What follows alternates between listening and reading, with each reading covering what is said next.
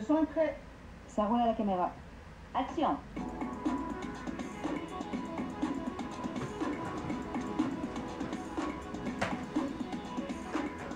Partout dans le monde, des adultes découvrent ce que les enfants savent depuis toujours. Lorsqu'on commence à construire avec des Legos, on ne peut plus s'arrêter. Certains des créateurs adultes les plus talentueux sont québécois.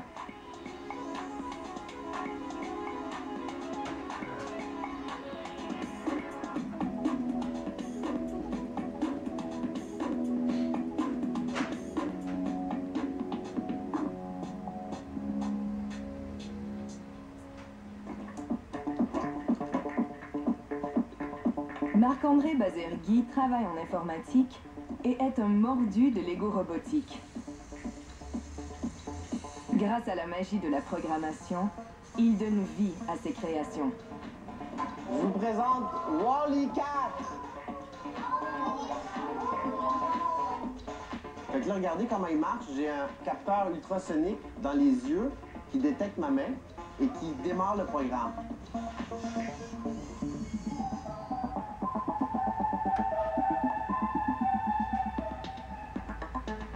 Michel Labelle est un infographiste. Dans ses temps libres, il est l'architecte d'une cité Lego futuriste appelée Utopolis. Utopolis, le métropolis de l'utopie, c'est un projet qui m'a toujours fasciné parce que c'est ma ville imaginaire. C'est tout ce que je peux imaginer en fait d'urbanité et puis comment la représenter.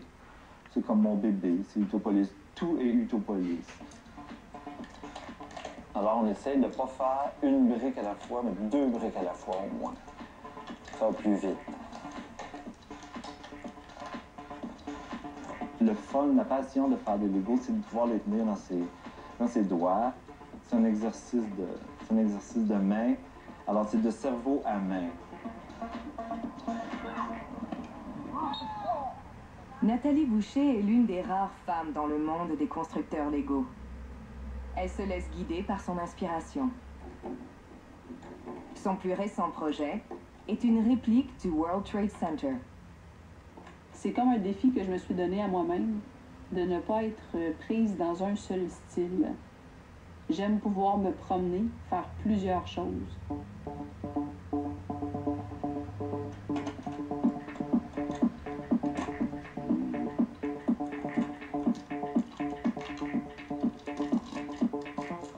Je suis en train de préparer les modèles que je vais présenter à Break Fight à Toronto. C'est le premier gros show de Lego organisé au Canada.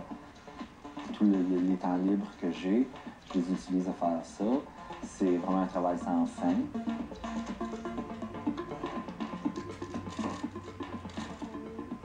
Nous ne sommes qu'à quelques mois de la Break Fight. Nathalie, Marc-André et Michel n'ont plus une minute à perdre. Moi, je suis jamais allée dans des conventions Lego jusqu'à présent. Fait que je trouve ça intéressant d'aller à celle qui est au Canada, la première. Puis évidemment, je vais emmener mes tours. Ah,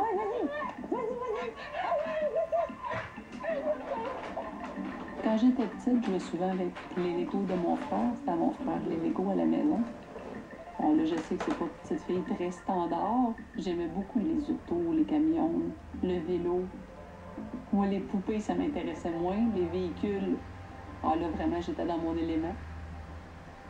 Après le secondaire, Nathalie a étudié en mécanique de véhicules légers.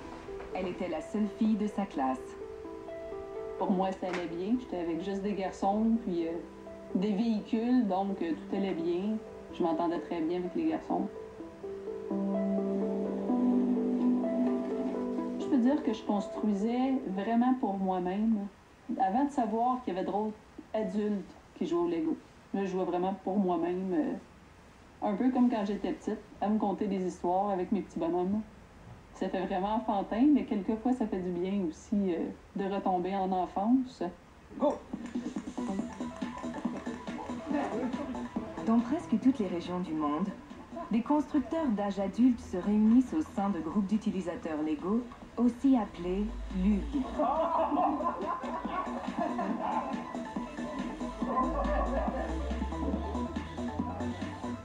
Le Kelug, le groupe d'utilisateurs québécois, compte environ 70 membres.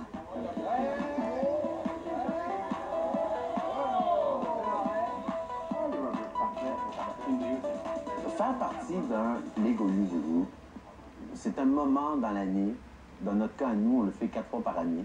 C'est un moment de se retrouver, toute la gang, de triper de Lego ensemble et d'échanger des idées et de montrer ce qu'on a fait à nos pairs. C'est un set que j'ai eu droit à recevoir en cadeau de Lego. Et donc, j'ai décidé de le redonner au LOG parce que sans Kelug, je pense que je n'aurais pas été où je suis dans ma carrière Lego. Non. Non. Non. Hélicoptère. Non.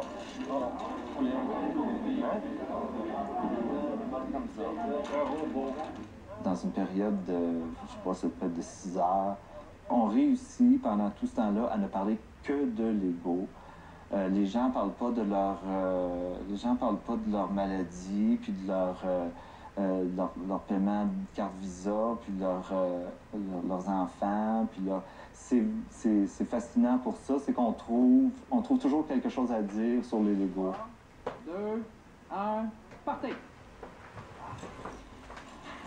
Ça n'a pas rapport, les pièces que j'ai là. Je pensais pas qu'il y avait plein d'adultes qui jouaient au Lego. Et encore moins qui faisaient des conventions Lego, qui faisaient des événements Lego, qu'il y avait des clubs à travers le monde de gens qui jouaient au Lego. Fait que j'ai trouvé ça super intéressant de découvrir ce monde-là et d'en faire partie. Tu sais, qu'on construit pour nous-mêmes, moi j'y mettais beaucoup moins de détails, beaucoup moins de finition que si c'est pour aller montrer à d'autres, pour dire, regarde, moi je suis capable de faire ça. Tu sais. Fait que je me suis développée beaucoup plus vu que je fais partie de la communauté adulte de Lego. Oh! Yes! C'est ce que je t'aide? C'est un autre affaire, 310 pièces. Ouais, ça je l'ai assemblé pièce par pièce, ils m'ont. J'ai redécouvert les Lego avec mon fils, comme beaucoup de personnes qui sont membres du club ici. Puis, ce que je me suis rendu compte, c'est que moi j'ai un travail qui est assez stressant. Fait que je me suis rendu compte que quand je faisais ça, il y a comme un silence et un vide qui se fait tout le tour. Je pense plus, je suis juste totalement concentré dans ce que je fais.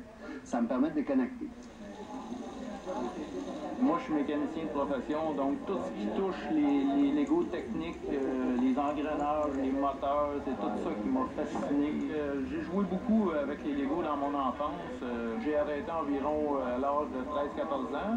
Quand on tombe adolescent, ben là, on a d'autres préoccupations. On atteint notre Dark Age qu'appelle. Le Dark Age, c'est quand justement on arrête de jouer parce que c'est socialement inacceptable ou tout d'un coup on a une blonde et nos intérêts changent ou des trucs comme ça. C'est un bateau. Un bateau? Ah, oui, la fleur. Mon Dark Age finit quand mon père déménageait de notre maison d'enfance. Il m'a demandé de venir chercher ma boîte de Lego. J'étais content que ça avait été gardé.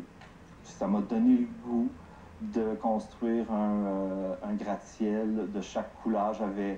Évidemment, j'avais que des bleus, rouges, jaunes, noirs et blancs.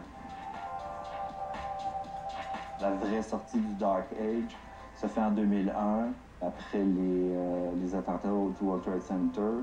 J'ai vu les gratte-ciels s'effondrer, puis ça m'a donné le goût de bâtir des gratte-ciels.